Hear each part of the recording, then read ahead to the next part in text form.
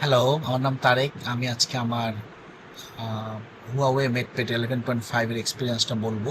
প্রথমে এক্সপেকটেশনটা সেট করে নিই। আমরা সবসময় আসলে এমন একটা প্যাড পেতে চেয়েছি, যে এমন একটা ট্যাবলেট পেতে চেয়েছি যেটা কম্পিউটার বা বেসিক অফিস কাজের বিকল্প হতে পারে। এবং যতবারই চেষ্টা করেছি কখনোই আসলে পুরোপুরি বিকল্পটা আমরা পেয়ে উঠিনি।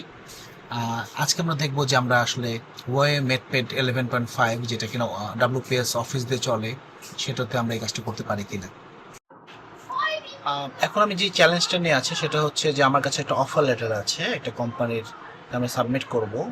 তো আমরা অফার লেটারটি যে কোম্পানিতে সাবমিট করবো তাদের একটা প্রেসক্রাইব ফরম্যাট আছে, সেই ফরম্যাটের অনুযায়ী আমরা সাবমিট করব। এখন আমাকে তো সেই কোম্পানি এটা প্রিন্ট করে দিয়েছে হার্ড কপি।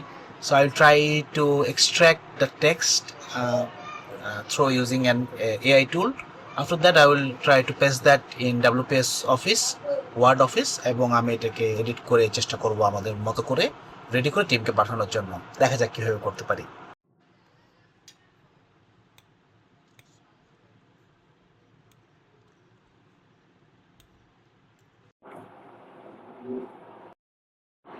আপনারা যেমনটা দেখছেন আমি এটা কো পাইলটে করার চেষ্টা করব, এবং আমি এটা কো পাইলটে কোনো ধরনের লগ ইন না করে আমি বেসিক্যালি ফ্রি অ্যাকাউন্ট দিয়ে করার চেষ্টা করব।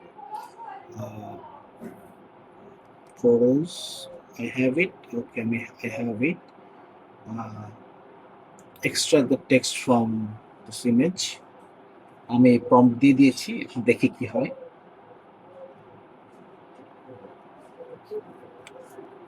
Yes, the letter is ready. লেটারের কিছু অংশ আমি হাইড করে রাখছি, কেননা confidential letter. But the letter is ready.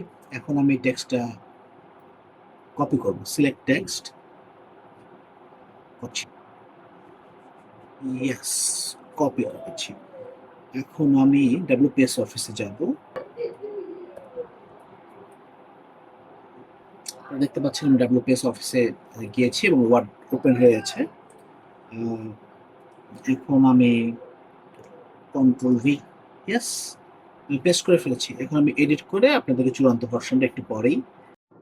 So খুব একটা ঝামেলা ছাড়াই প্রথমে একটু শিখতে হয়েছে মেনুগুলা, ওয়ার্ডের সাথে ডিরেক্ট তুলনা চলে আসে, বাট খুব একটা ঝামেলা ছাড়াই আমি কিন্তু মোটামুটি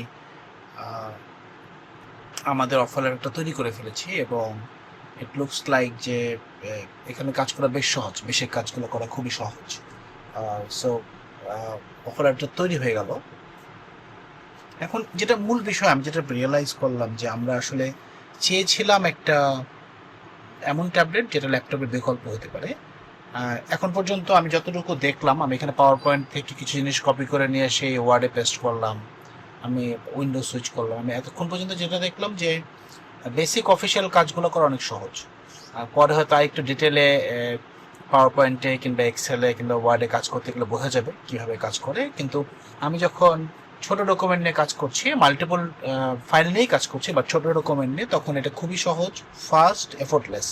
এবং আরেকটা মজার ব্যাপার হচ্ছে যে এই ট্যাবটার সাথে একটা কিবোর্ড অ্যাটাচ থাকার কারণে যেটা হয়েছে যে এখানে স্ক্রিনটা ব্লক হয় না। সো আমি যখন কোনো কিছু টাইপ করতে চাই, automatically on screen keyboard open হয়ে যায় না, যেটা কারণে আমার ভিজিবিলিটি ব্লক হয়। সো আমি ফুল ভিজিবিলিটি পাচ্ছি, একই সাথে আমি আবার টাইপ করছি অ্যাজ এ ল্যাপটপ। এবং এটা খুবই একটা ভালো এক্সপেরিয়েন্স, প্রোডাক্টিভ এক্সপেরিয়েন্স। আরেকটা বিষয় আমি আপনাদেরকে দেখাতে চাই, এই পুরো জিনিসটা কিন্তু খুবই ওয়েল সিঙ্ক। মানে আমরা এরকম প্রচুর এক্সটার্নাল কিবোর্ড পাই যেটা ট্যাবের সাথে বসে, বা প্রচুর জিনিসপত্র পাই যেটা হয়তো বা ফিটিংটা ভালো হয় না। বাট আমি যেটা দেখেছি যে এটার ভেরি ওয়েল গ্রিপ। আমি যদি একটু দেখাই, এটা খুবই সুন্দর গ্রিপ। এটার মধ্যে মানে এটা একদম টাইটলি নিটেড, এটার মধ্যে কোনো ডিসকমফোর্ট বা মনে হয় না যে এটা একটা এটাকে টেম্পোরারি বা অ্যাডহক জিনিস, বরং মনে হয় যে এটা স্ক্রিন এবং কিবোর্ডটা একসাথে অ্যাটাচি, একটা সলিড একটা ফিল দেয়, এবং এটা কিন্তু দরকার। So the basic question is Huawei is the perfect tablet? I'm not sure. Is Huawei is very close to a PC experience, Huawei MatePad? I'm sure it is.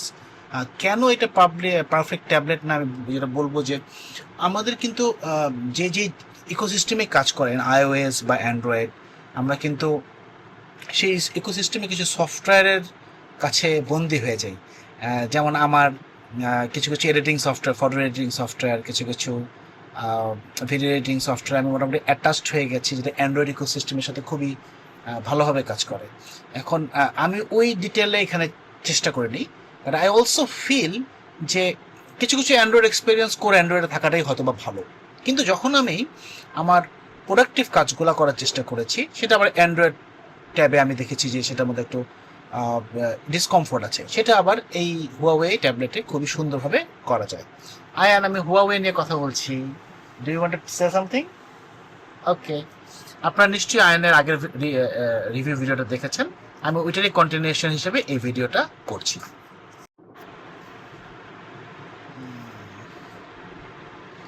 কোথায় save হলো আমি খুঁজে পাচ্ছি না কেন। আমি যে কাজটি করেছি এই কাজটা আমার কলিগকে পাঠিয়ে দিলাম। Thank you Huawei MatePad 11.5 with this amazing keyboard, with this keyboard. Bye. Hello, my name is Sayan Tarek. This is a review of the Huawei MatePad.